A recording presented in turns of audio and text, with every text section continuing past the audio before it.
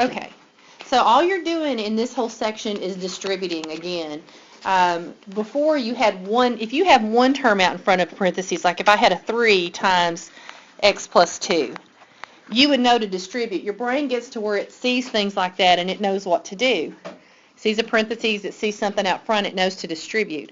Well, we're doing the exact same thing here, except here's my parentheses. I'll underline it in red. Here's how I look at it anyway. You could do different things. Here's the parentheses, and the number out front is the other parentheses, but oops, there's not one term in there, there's 2. So we're going to have to distribute 2 different things.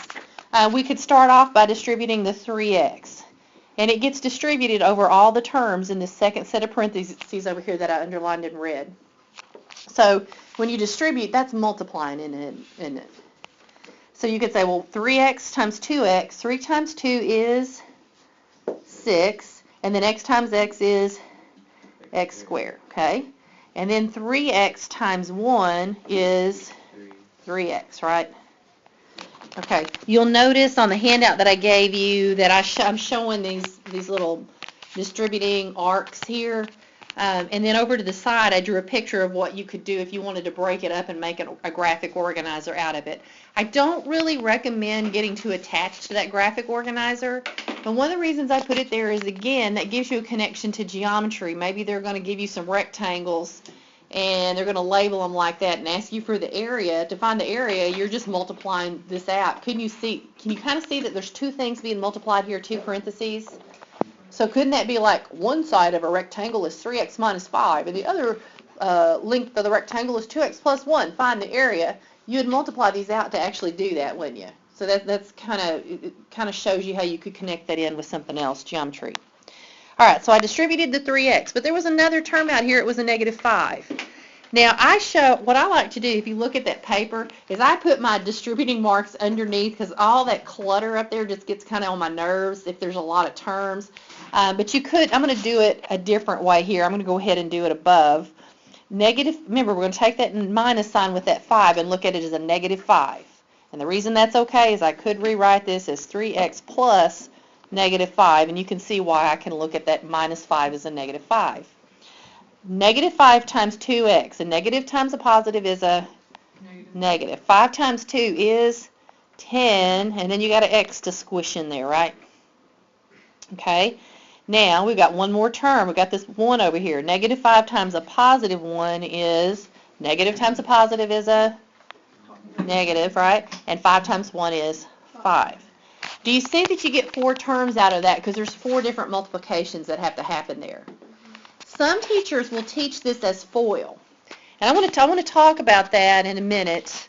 Well, let's do it right now. I'm going to show you why some people call this FOIL. The problem with FOIL is it only works if you've got 2 terms in one parentheses and 2 terms in the next. And you're going to see, even if you look down at problem number 3 or 7, that we get out of that really quickly. Okay. Here's what they do. This 6x squared, where did it come from?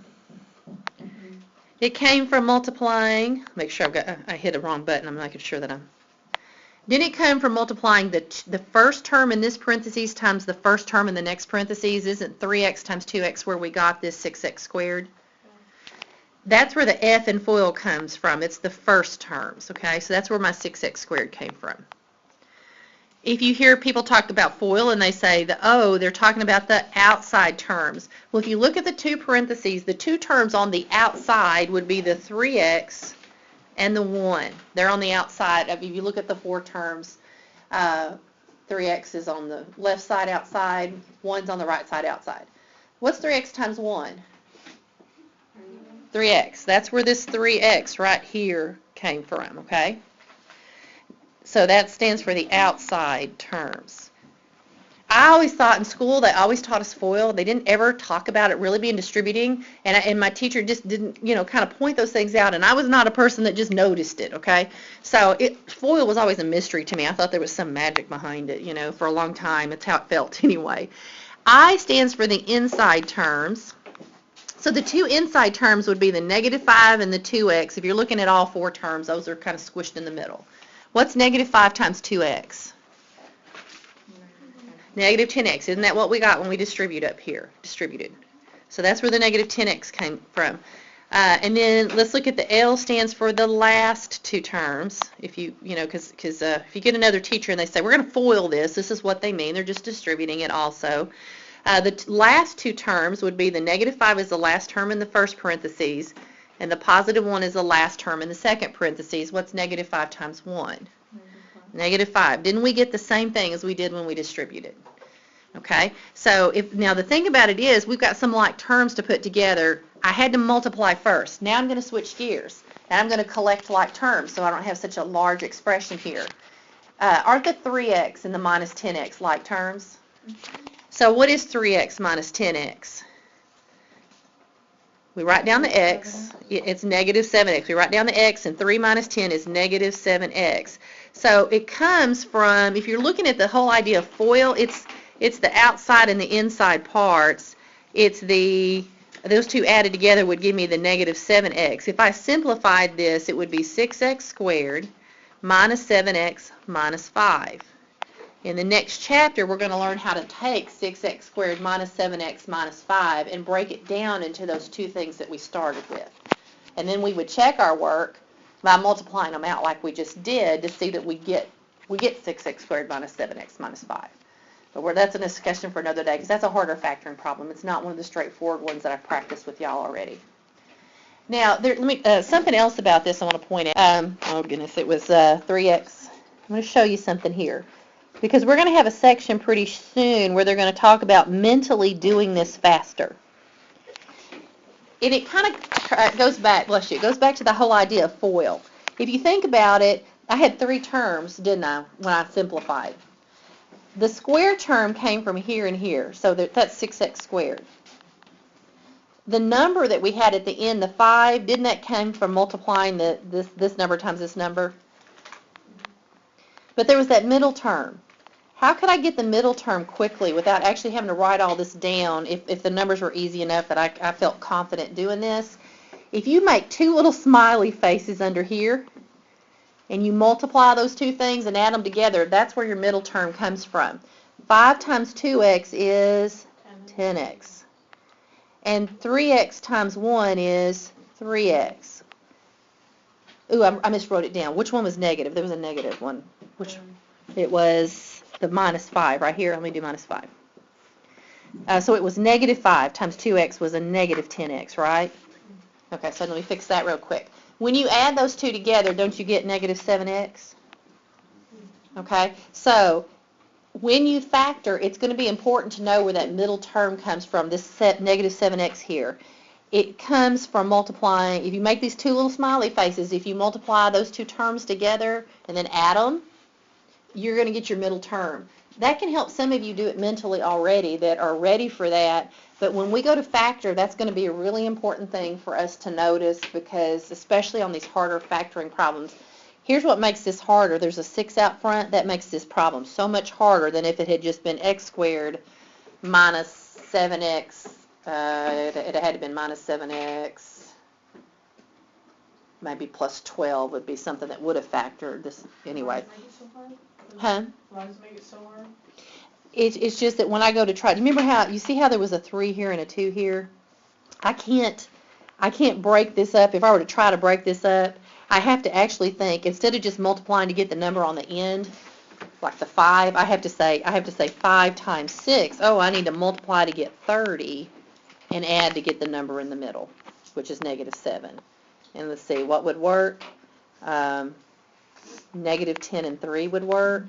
Anyway, we have to do some things with this. It's just a harder thing to do, and so we'll kind of get to that. Usually this is one of the things that stumps most people. This type factor problem is the one that most people hate out of all the different things you can do. So it takes a bit to get to understand it. Okay, so if I had this problem, I could just distribute, here's my second parentheses, and I could distribute the a squared over both those terms, the -3a, which is hard to read, over both of those terms, and the 4 over both of those terms. I can tell there's going to be 6 multiplications that happen there. Now here's the deal. A lot of times people don't like it when they have more terms in their first parentheses. I particularly don't. So when I see something like this, here's what I do. I just switch the order of it. Doesn't the commutative property say that I can just switch the order of these and it didn't affect anything? Isn't that what the community property tells us? Okay. For some reason, I like this better. It's just easier for my brain to handle. You can do it either way you like. I'm just going to just say you might want to think about it that way. That's why I wrote that I like below that on your paper. So if we do this, 2a times a squared is a 2, and then how many a's do I have? There's 1 here and 2 there. Doesn't it make 3 of them? Okay. Now I have to multiply positive 2a times a negative 3a. A positive times a negative is a negative, right? 2 times 3 is 6, and I have an a here and an a here. So how many a's are there? 1 plus 1 is 2. That's why some people like those boxes I drew at the side. Sometimes when you get different exponents on them, people visually have trouble doing that in their head. That's one of the reasons I drew those boxes over there too, that you may find that's helpful if you find it difficult to kind of keep up with this much stuff. All right, now I got to multiply the 2a times the 4. It's positive times positive, so it's positive. 2 times 4 is 8, and then there's an a with it, right? That was just the first term. Now let's do the second term. I'll do it in blue. I've got a 3 that I have to multiply by all these terms. Would FOIL work in this case? Can I just do first terms, outside terms, and inside terms? No, because FOIL's only 4 multiplications, and there's 6 different multiplications going on here. That's why I don't like teaching FOIL. FOIL only works when you have 2 terms by 2 terms. And if you teach students FOIL and then you go try to teach them this, they think they're 2 totally different things, and they're really not. They're all the same thing, aren't they? They're just distributing. Okay, so here we go. I'll do my underneath thing. Here's what I like to do, and this is what you see on that number 1 on that paper. I kind of go underneath just so all the lines don't get mixed up. Positive 3 times a squared is plus 3a squared. Positive 3 times negative 3a. A positive times a negative is a negative. 3 times 3 is 9, right? And then you got an a you got to smush on there. Okay, we're done with that one. Now the last thing we got to do is a positive 3 times a positive 4. What's 3 times 4? Isn't it 12?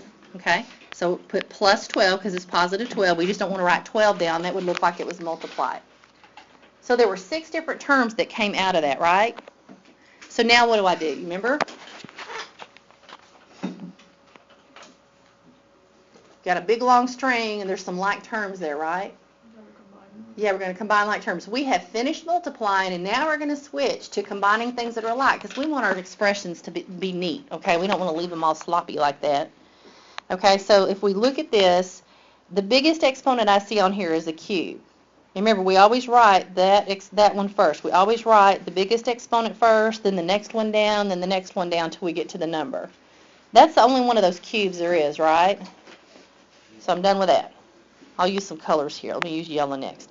Now I got some a squareds. There's an a squared term, and there's an a squared term. So I'm going to write down my a squared. That's my like term. And remember, we add the numbers out front. I have negative 6 of those things, and somebody gives me 3 of those things. That's like saying I'm down 6 and somebody gives me 3. So aren't I still down 3 in the negatives? Okay. So that would be negative 3 because negative 6 plus 3 is negative 3. So this is like I do. I circle things just so I can focus on them and then I mark them out. You don't have to do that. That's just what I do to cope sometimes with all these terms. Now let's look for a to the first power. Here's an a to the first power and here's an a to the first power. So those are like terms. So we're going to write down our a. Now we add the numbers out front. What's 8 plus negative 9 or what's 8 minus 9? It's the same thing. Negative 1, right? Would Lazy Math Guy put negative 1 in there? He'd just leave the 1 off because negative 1a, negative a, they're the same thing, right? Okay, so we're done with that. And all we got left is that little 12 out there by himself, so we're going to add him in. And that would be how we would simplify that.